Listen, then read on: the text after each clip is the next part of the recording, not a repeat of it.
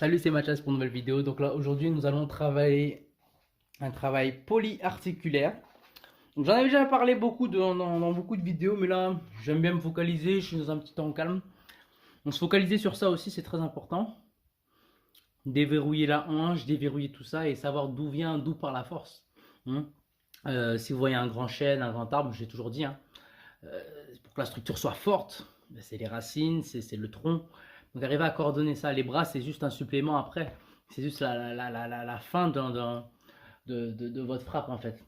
Donc c'est ça que je vais vous démontrer aujourd'hui. Donc je vais balancer l'introduction et c'est parti. Et je vous dis à tout de suite pour la nouvelle vidéo. Donc je le redirai, la Mathias TV et la Mathias TV. En description, il y aura ma vidéo motivation. Il y aura également mon dernier son, la VIA, qui sera aussi également en description.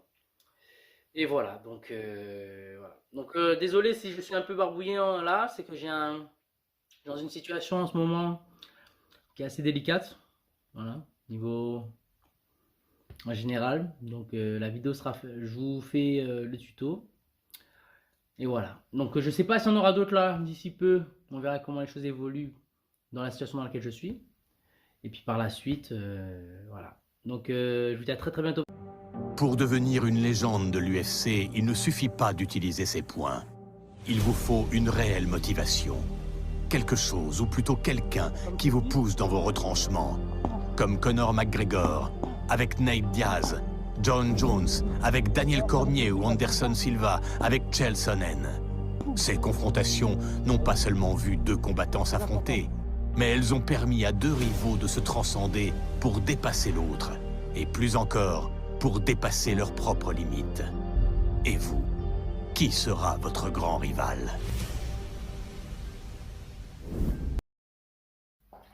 Alors aujourd'hui nous allons travailler du travail polyarticulaire. Donc ici, tous ceux qui ont déjà vu ma méthode, enfin la méthode W7, tous ceux qui ont déjà vu, on va revenir un peu dessus. Donc se redonner de la mobilité, c'est très important. Donc ici, hop. Là. Vous voyez, le haut du corps est vachement relâché.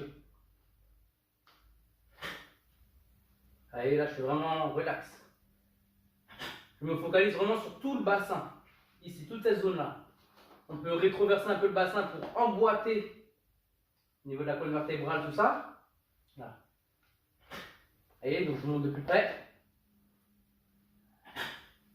De l'autre côté. Vous voyez. Vous voyez, être capable d'être relâché. Et après, là, tranquillement. Et après. Vous voyez. Hop. Un autre exercice pour améliorer la vitesse de vos coups. Hop. Donc ici, vous voyez comme mon bras fait ce mouvement-là. Regardez ma hanche. Mon bras est relâché. Hein, regardez. Hop. Regardez la hanche. Avec la hanche, mon bras suit mon épaule, elle est basse, elle n'est pas contre, elle est relâchée, vous voyez, redonner de la mobilité. Hop. Pareil de l'autre côté, poursuivre. Dès que ma hanche va par là, hop, ça part. Mon bras suit. Vous voyez, donc du coup, ce qui donne sens de la marche. Vous voyez. Et on se focalise que sur la hanche, le bas. Pour après ensuite, là, donner de la vitesse. Vous voyez. Boum. Là, boum. Vous voyez.